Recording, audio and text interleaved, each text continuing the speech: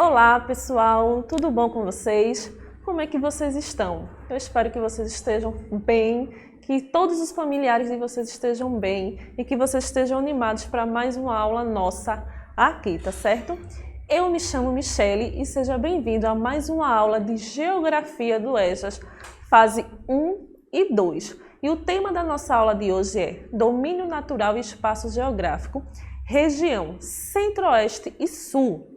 Nossa expectativa de aprendizagem é compreender os principais domínios naturais do espaço geográfico mundial, brasileiro e pernambucano. Então, o que é que nós vamos ver? Nós vamos ver a região Centro-Oeste e a região Sul, para a gente finalizar sobre essa parte sobre que nós estamos vendo sobre as regiões do Brasil, tá certo? Vimos aí região Norte, Nordeste, Sudeste. Vamos ver agora Centro-Oeste e Sul, e aí a gente finaliza, tá certo? Então vamos começar? Então eu vou ver primeiro sobre a região Centro-Oeste e lá para o finalzinho da aula a gente vê sobre a região Sul, tá?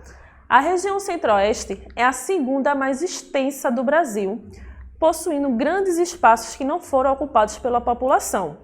E ela é formada por 3 estados. E aí eu vou ter Goiás, Mato Grosso e Mato Grosso do Sul. E por Brasília, que é onde se localiza o Distrito Federal, que é a capital do Brasil e a sede do governo brasileiro. E aí no mapa você localiza de laranja quais são esses estados, né? Mato Grosso do Sul e Goiás. E o quadradinho que você está vendo bem pequenininho aí é o Distrito Federal, tá? É onde fica o presidente da República, no Distrito Federal, em Brasília, tá certo?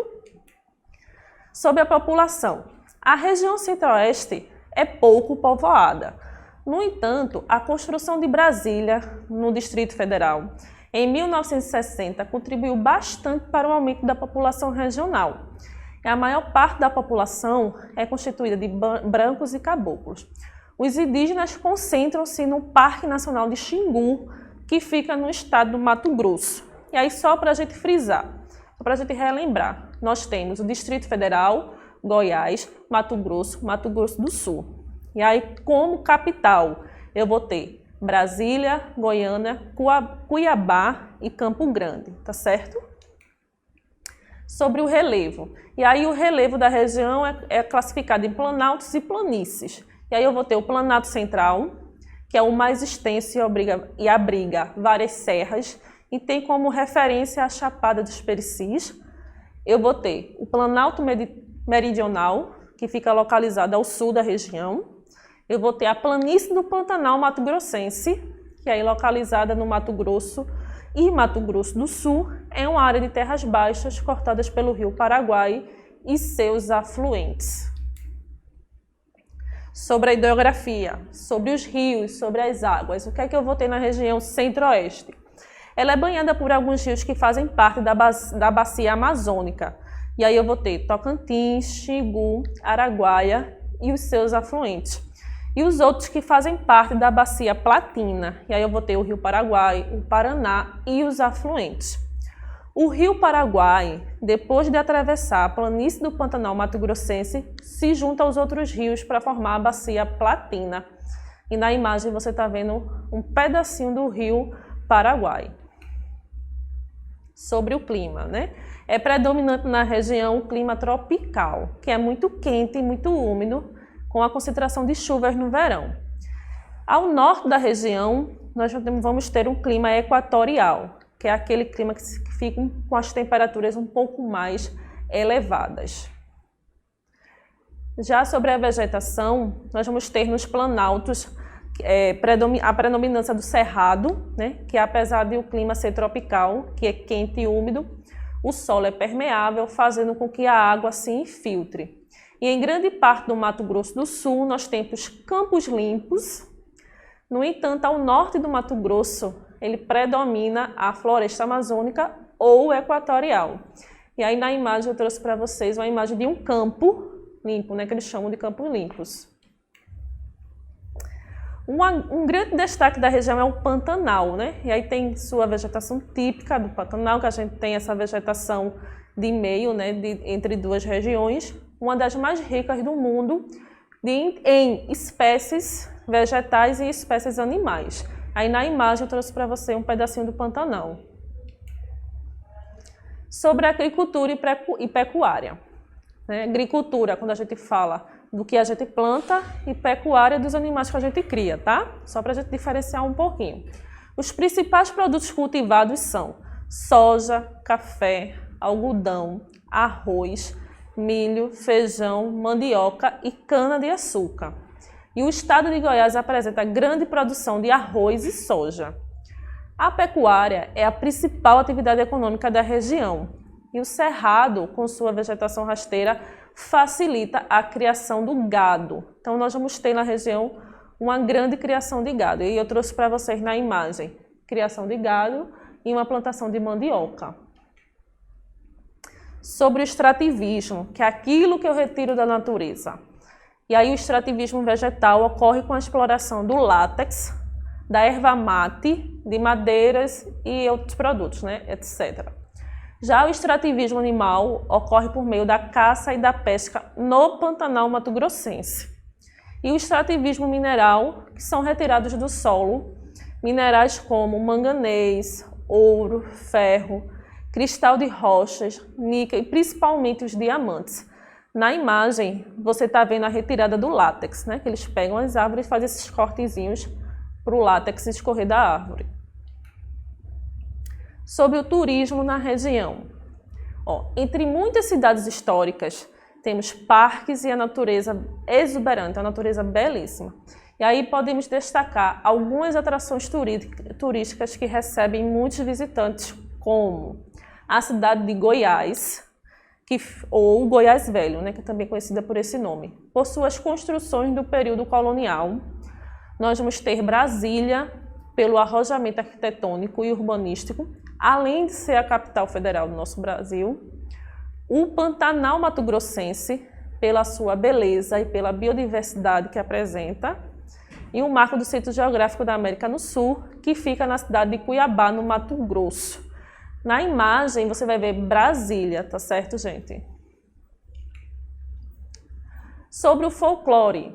Lembrando que quando eu falo do folclore, eu vou falar da cultura da região, tá? E aí ela recebeu uma grande influência dos indígenas. E aí eu tenho danças como Folias do Reis e a dança de Moçambique. Eu vou ter festas indígenas, eu vou ter cavalgadas do artesanato.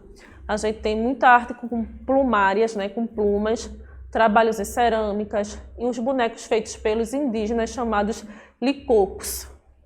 E aí eu vou ter muitas lendas lá, como a lenda da mãe ouro, a lenda da mandioca. Eu tenho pratos típicos como arroz com pequi, mate, peixes variados, arroz carreteiro e mandioca. E aí você vai ter nas imagens alguns exemplos de cultura que a gente tem lá. Só para destacar para vocês, nessa imagem do meio, vocês vão ver os bonequinhos lilocos, tá? Que são feitos pelos indígenas dos lilocos.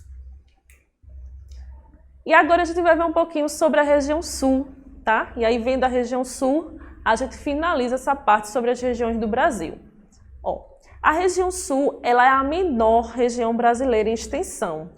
E aí ela é banhada pelo Oceano Atlântico e é formada por 3 estados. Eu vou ter Paraná, Rio Grande do Sul e Santa Catarina. E aí eu vou ter Curitiba como a capital do Paraná, Porto Alegre como a capital de Rio Grande do Sul e Florianópolis como a capital de Santa Catarina. E a região sul, embora seja a menor em extensão, em tamanho, ela é a terceira mais populosa do Brasil. E é essa que você está vendo destacada no nosso mapa. Tá? Lá no finalzinho, ela pega bem o finalzinho do nosso país. E aí o relevo que predomina lá. A formação de relevo predominante são os planaltos, sendo os principais o Planalto Meridional e o Planalto Atlântico. E aí no Rio Grande do Sul, o relevo torna-se bastante suave, criando extensão de terras baixas, conhecida pelo nome de pampas. E aí você vê na imagem um exemplo dessa vegetação que a gente chama, desse relevo que a gente chama de pampa, tá certo? Você pode ver bem baixinho. Sobre a hidrografia.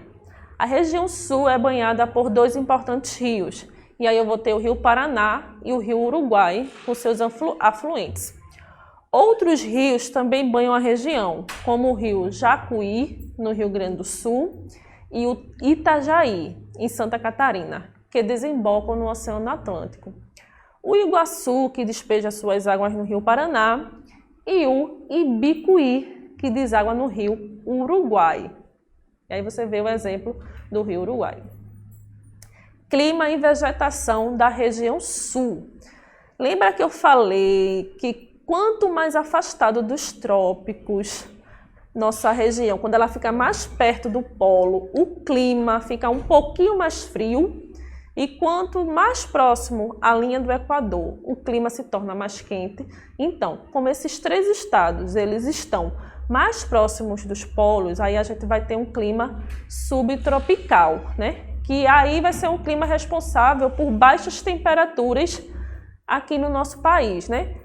A professora, neva, né, dependendo da situação, chega a nevar. Em uma cidade que tem registros de neve é Gramado, tá? E aí na imagem você vai ver Gramado.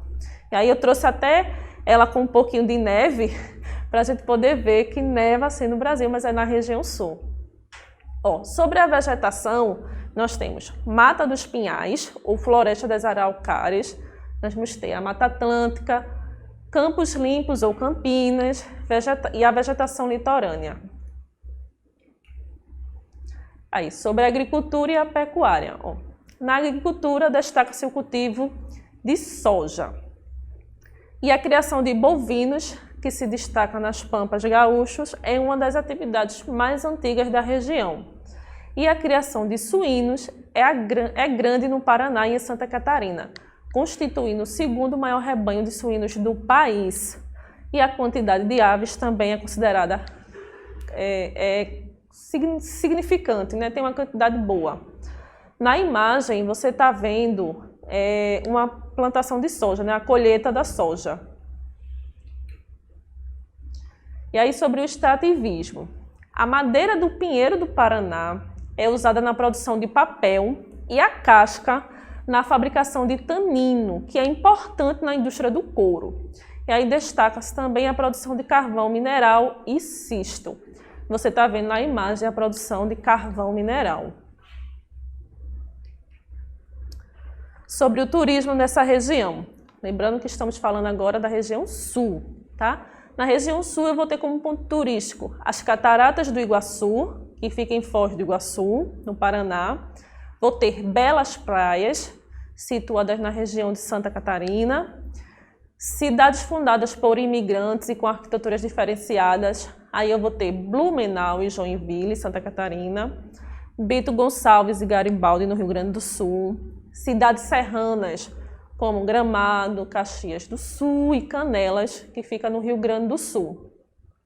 Na imagem, você está vendo as Cataratas do Iguaçu. Você consegue ver que muitas pessoas costumam ir apreciar as belezas da queda d'água das Cataratas do Iguaçu. E aí sobre o folclore, né? Sobre a cultura dessa região. Ó, sobre as manifestações folclóricas praticadas, lá nós temos a dança, e aí eu vou ter a dança chamada pau de fitas, chula, pezinhos e chimarritas e etc. E aí festas, tem muitas festas lá.